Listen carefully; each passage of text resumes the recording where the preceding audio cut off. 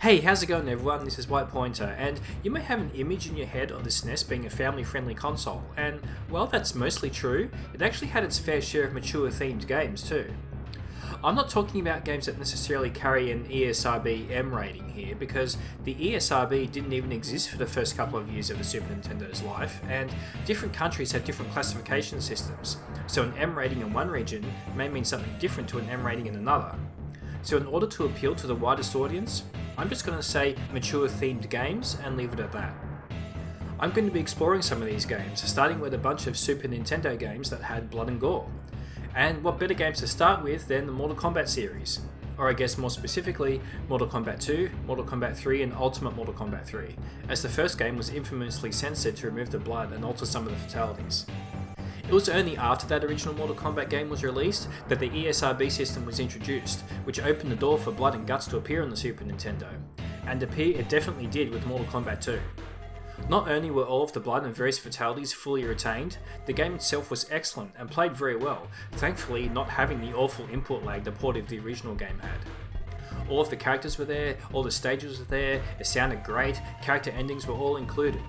It was just about as close to arcade perfect as you could get on consoles at the time, and is considered one of the best home ports of the game, at least until consoles were powerful enough to basically just emulate the arcade version. There's nothing really to complain about with this port, it was fantastic. Then you had Mortal Kombat 3, which again is another pretty good port, although it does make some obvious sacrifices compared to the arcade, despite upping the ROM size to 32 megabits. The voice samples and music are more compressed, there's a brief loading transition when someone gets knocked through the roof of a stage, there's a few minor animations missing here and there, and the graveyard stage has been left out completely, unfortunately. But it still plays very well, all of the characters, moves and combos are made it in, and all of the blood and gore is there. Even if this was when some of the fatalities started getting a bit goofy.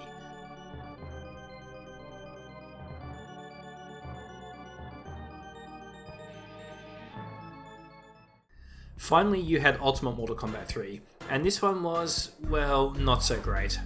While the character roster is impressively expanded to include even more characters than the arcade version had, as well as the addition of the new Brutality finisher and a new 2 vs 2 mode, that's all it really has going for it. This was still only a 32 megabit ROM like MK3 was, so a lot was left out in order to fit it onto the cartridge.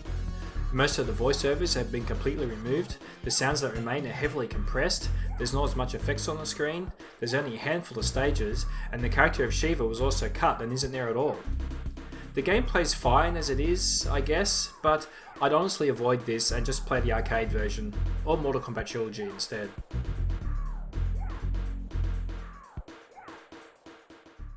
Sticking with fighting games, we have Killer Instinct, and this is a very good port of the arcade original, all things considered. Yeah, the animation's not as smooth as the arcade and it lacks all of the cinematic cutscenes and many of the special effects, but all fighters and stages are present, the massive combo engine remains completely intact, the soundtrack is still very good, and the game plays very faithfully. Compared to Mortal Kombat, the blood and gore here is pretty minimal, but it's there nonetheless, in a game Nintendo published themselves to boot. This one takes a bit more practice, but once you can start nailing those combos, it's very rewarding.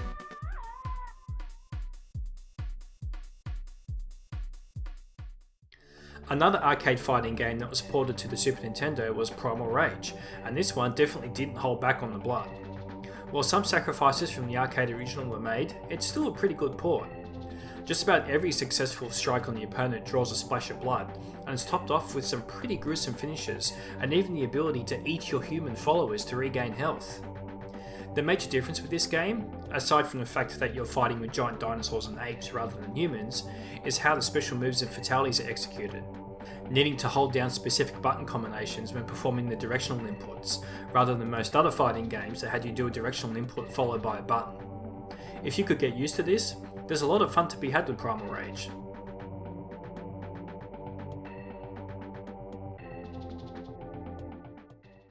The last fighting game we'll look at is WeaponLord, this time not a game that ever appeared on the arcade, and is possibly the bloodiest game on this list. This was a game that was at least partially designed with the X-Band modem in mind, and was a weapons-based fighter, coming with some pretty advanced stuff at the time, such as parries, deflects, stuns, and even the ability to damage the opponent's weapon.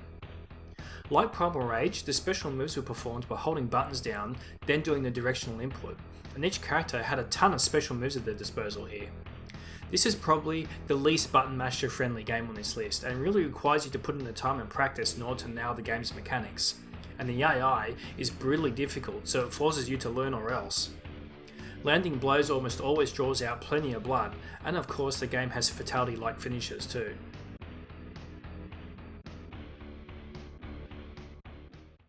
Alright, let's look at something else other than the fighting game. How about a first-person shooter?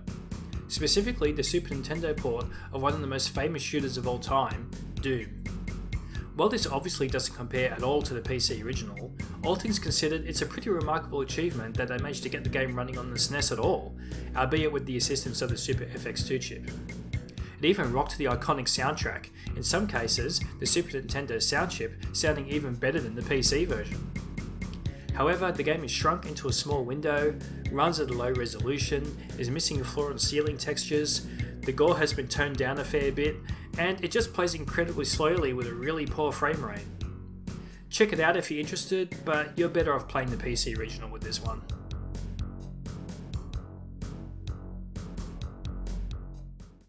Next we have Doom Troopers, not to be confused with Doom, which we just looked at. As you can see, this is a side-scrolling run and gun game along the lines of something like Contra, except slower pace with less enemies. But unlike Contra, there's plenty of blood here when enemies die, often as bits of their bodies are blown off before they finally turn into a puddle of bloody goop. Believe it or not, this is based off a card game, which itself is based off a pen and paper RPG called Mutant Chronicles. How that turned into this, I'm not exactly sure. This game is okay. The graphics are nice, using 3D rendering techniques similar to those seen in Donkey Kong Country, and the soundtrack is pretty good too. The gameplay is a little hit and miss, with the jumping controls in particular needing to take some getting used to, and you'll find yourself fighting the same enemies over and over. But overall, it's fine for what it is, and is a fun, bloody playthrough. Another game on the Super Nintendo that has some blood in it is Revolution X. I'm a Generation X myself, and this game was aimed squarely at me at the time, and it was a pretty big deal. The game was a relatively straightforward rail shooter in the arcades, but it wasn't really anything special apart from the fact that it featured rock band Aerosmith. The SNES version has blood in it, but nowhere near as much as the arcade or the PlayStation port. Weirdly enough though, the Mega Drive port of the game has no blood at all. It's kind of a strange world when Nintendo has more blood than Sega. I'm not gonna lie though, this game isn't great, and doesn't really have much enemy variety, not helped by the fact that you need to use the D-pad, as the game doesn't support the Super Scope. It might be worth a look if you're into this type of thing, but if you aren't, it's probably not worth your time.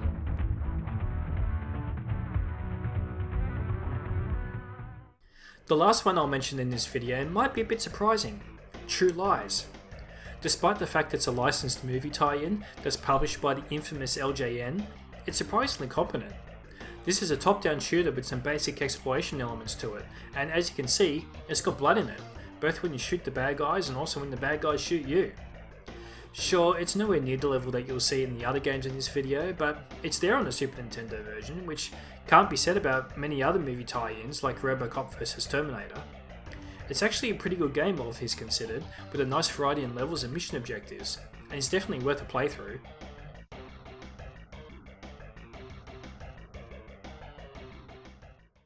I'll finish this off with a couple of honourable mentions, Super Smash TV and its sequel Turtle Carnage. The arcade versions of these games had all kinds of crazy stuff going on, like bodies exploding into pieces and flying through the air, and a lot of that has been toned down in the SNES ports, including changing the blood to green in the case of Turtle Carnage for some reason. The end result doesn't affect how these games play at all, they're still really fun, but they are noticeably tamer than the arcade originals. So that's it, I hope you enjoyed that video, give me a thumbs up if you liked it, and don't forget to subscribe to stay up to date with my content. Be on the lookout for my next mature themed Super Nintendo game video, where I tackle games with a horror theme. Thanks for watching, and see you next time.